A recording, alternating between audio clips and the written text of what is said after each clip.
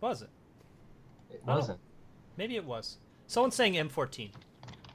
Yeah, it's definitely Okay. a card from before. I recognize it. I like that it's a zombie. Cool. All right. I mean, it's fine. Like, the bigger your opponent's creatures are, the better it gets. The more murders you have in your deck, the better this gets. This is just a fine card. So, Steal your opponent's bomb you just killed. Game over. yep, GG. Mm-hmm. Shame what happened to your Gisela, buddy. Anyways. I mean, this is a card where more often than not, you're probably stealing your opponent's good creature. Well, yeah, I don't know. Black decks aren't going to have too many big things, are they? Well, but it depends on what the deck's paired with. Like, if you're black-green, I don't know. Black-green is probably the natural. Here you go. What if, with all these, Oh god, these Mill the Eldrazi. Ugh. There you go. Hey, guess what? I got an Emrakul. I didn't get the cast trigger, but it's still a 13/13. Deal with it. Yeah. That's good. 5 mana is a lot, but I mean, it's 5 mana and you're basically tutoring a creature from a graveyard.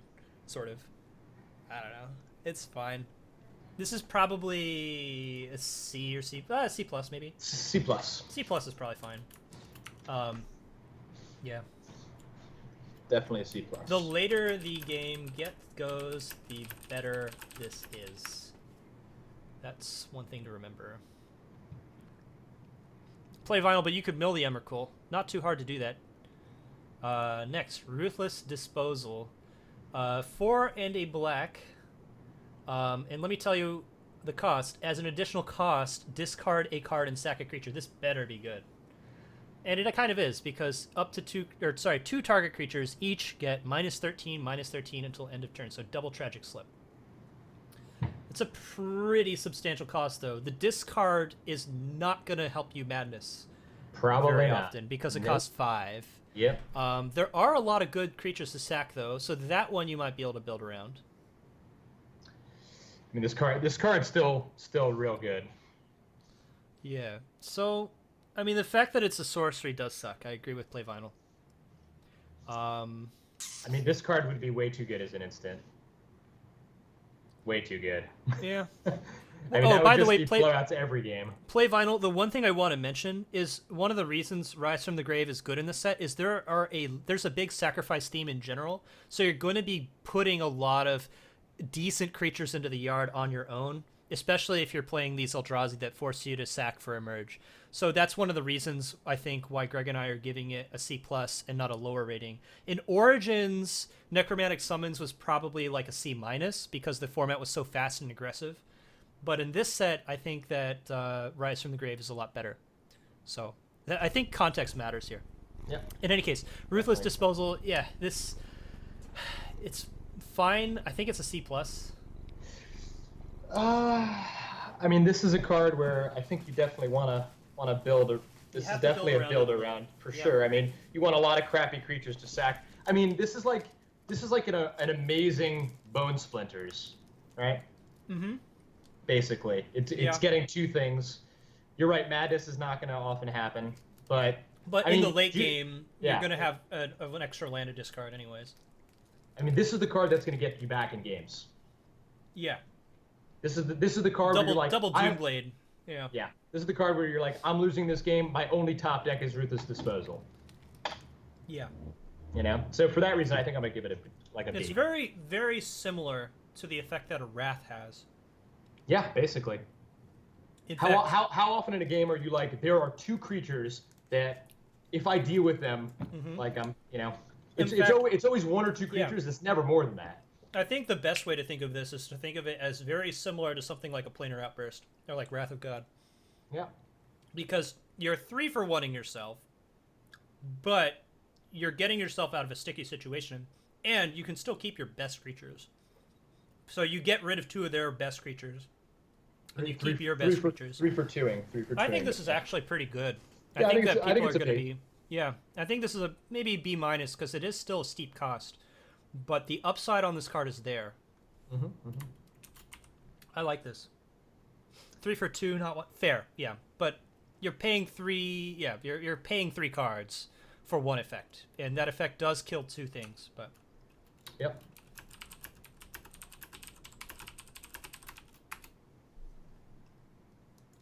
Hey, Dice Sorter, how's it going? G-Man and Soup on the same stream. Yep, for 1 short hour, or I guess 1 and 8 minutes short hour so far. God, these set reviews take so goddamn long. It's good. It's good though. I like it. Yeah, I mean, this is how have they released everything yet or no? Yeah, everything's out. That's why I'm doing it now. Yeah. Oh, sweet. Because I do to prep for every new set because. Nice. Are you going to Montreal, by the way? I'm planning on going to Montreal. Yeah. Sweet. Mm-hmm. Yeah, I'm trying to make. I'm gonna Greyhound it up there because you can Greyhound round trip for like about $100. Dude, there's a bus from Penn that's like $67. Really? Round trip? Yeah. I don't know. I haven't checked it out, but I know it's $67. Okay. Well, I'll have to check that out. But either way, Skursdag Supplicant, 2 and a black for a 2/3 human cleric. You could pay black, tap it, and discard a card. Each player loses 2 life. This needs to be. Why is it a cleric? It's healing nothing. Why is it not a vampire? It should be a vampire. It's not healing anything. Yeah. This is a flavor fail, but I like the card. I mean, it's like it belongs in an aggro deck. Mm-hmm. I think its home is in black-red. Yep. It's where it wants to be. Yep. But the body's a little awkward because it's like 2/3, and 2/3 for 3 is fine. There are a lot of 2/2s and 3/2s out there, so this is a decent blocker if it needs to be. I mean, I think this C. card's. I would give it more than that, but I just don't like the flavor. It's putting me off. Well, compared to all the other black commons, though, that we've seen, this is very average. That's true. Maybe That's worse true. than average. So I think it's like C- or C is about right. Like, you're going to play this, but I think there's so many better options for you. Yeah, for sure. Okay, that's fair. That's the tricky thing is until you, like, this is what I didn't realize when I first started doing these set previews, or reviews, is I didn't realize how much the context and the feel of the format matters for these cards. Like, some of the cards, like Senseless Rage, I did not peg that as a card that was at all playable. Senseless Rage. Remember the 1 in a red enchantment with Madness? That was +2/+2? The card was very playable. You know, in the Vampires deck, if you had, like, enough Call to Bloodlines and stuff. Yeah. Like, I did not think that anyone would ever play that card and get value out of it. But, yeah, you know, it's because I didn't know how the format was when I rated it, so. Right. Anyways, bit of an aside. So, Strange Augmentation black for an enchantment. And it's an aura, and enchanted creature gets +1/+1. Ew. This is garbage. But it says if you have Delirium, it gets an additional +2/+2. This card is hot garbage. Yeah, this is not. This card's terrible. Great. I'm trying to think of a scenario where you'd want this card. This is a terrible Senseless Rage. Yeah, I mean, maybe if you have enough ways to regrow enchantments, but I think there's only 1 in white. Yeah, this is not good. Let's give this an F. This card is hot garbage. Yep. F, not enough. Reward for Delirium. Yeah. You know, one guy in TDL, I forget who it is. Maybe was it Jeff Jow? I don't think it was Jeff, but someone in TDL. I've played against him like 3 or 4 times in TDL. Twice when I was playing a red green deck. He's sided in shitty enchantments like that multiple times against me. Mm-hmm. In a smart way though, because like if I'm playing green red in formats where green red doesn't have access to great removal, siding in the increased power toughness enchantments can actually do a lot of work. Yes, but when it's this is not one of those formats. Terrible. Also that, yeah. Yeah, yeah, don't play this, chat. Don't do it. No, I mean, if this thing said +2/+2 for 1 mana, then I'm like, okay. Yep. You know? Then it's like... And then if it got an additional +1/+1, you know, it's playable, probably, but more like a 23rd card. Like, it'd be barely playable. Yep. But as a +1/+1 with maybe upside, it's not good enough. Stromkirk Condemned for a 2/2 for black, so you're not going to be splashing this very often. It's a vampire horror, and you can discard a card. Vamps you control get +1/+1 until end of turn, but you can't just discard your entire hand and overrun because you can only activate it once per turn. Great Madness Enabler. Yep.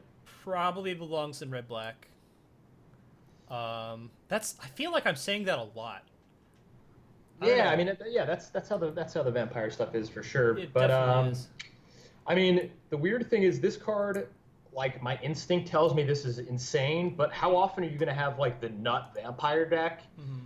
And not only that, but like I thought the wolf, the 2/2 for 2 red, I thought he was going to be much better than he was. 2/2, which one? The Scourge Wolf or whatever. Oh, Scourge Wolf. Right. Well, this is a vampire Scourge Wolf. I pegged Scourge Wolf as bad from the beginning because the double red. Yeah, like, but this is double black, right? Yeah. I mean, the ability. I think this ability is much better than Scourge Wolf, though. It is way better for sure. I agree with that. But my instinct tells me this card's amazing. But in actuality, I think it's going to play out as like a B. This is more of a constructed card. Yeah. Oh, I don't even know B. I'd say it's like a C. Like it's maybe B minus, like C plus B minus. What I like about this card is though you can cast it whenever, and your team is getting bigger, which I like. That's definitely true. Yeah, let's give it like a B minus. Okay. I don't know. I don't think it crosses the boundary, but these black cards have been very good overall. Like there's a few duds here and there, but in general, the power level of the black commons and uncommons, and especially the rare bombs, has been absurd. Like this is one of the worst black rares. Probably just straight up the worst black rare. Actually, never mind. Oath of Liliana is probably a little worse than this. But yeah, black has seemed very good to me. Next, Succumb to Temptation, and there is some very not safe for work art in that. But it's an instant and it's Sign in Blood, but it costs 1 more. I actually kind of like that, but I think it's way better than Sign in Blood. Yeah, it belongs in the same deck with counterspells. Yeah, for sure. That's where you want this. Because you're only really getting the extra mana value out of it if you're casting it at instant speed, and then even then you're only getting the value out of it if you have other options while you have this in hand, right? So like if you're not getting that able option to hold up different spells value out of it, this is strictly worse than Sign of Blood, right? Yeah. So like that's one way to think about it. Oh yeah, I mean yes, but keeping your mana up and passing the turn, it could be anything, right? I mean, it's true. There is some mind game value out there. For sure. I think this is a B minus. A B minus is pretty. I don't know. At the end of the day, it's a bad 2-for-1, which is still a 2-for-1. Here. This is why it's worse than Sign in Blood, because Sign in Blood you could target them. That's also true. Yeah. All right. I thought this was either. So no. Yeah, I agree. C plus now. Yeah. That's seldom. I was thinking that seldom matters, but. Oh, I can't tell you the amount of times that happened to me. I love that. I would get him to 2 just for that.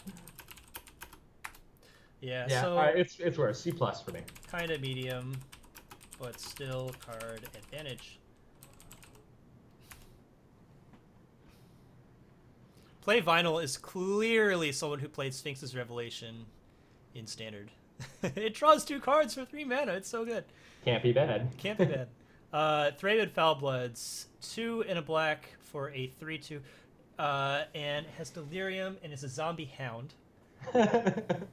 So we have zombie dogs now. Honestly, this looks like they really tried to make the hound better, and this is what happened.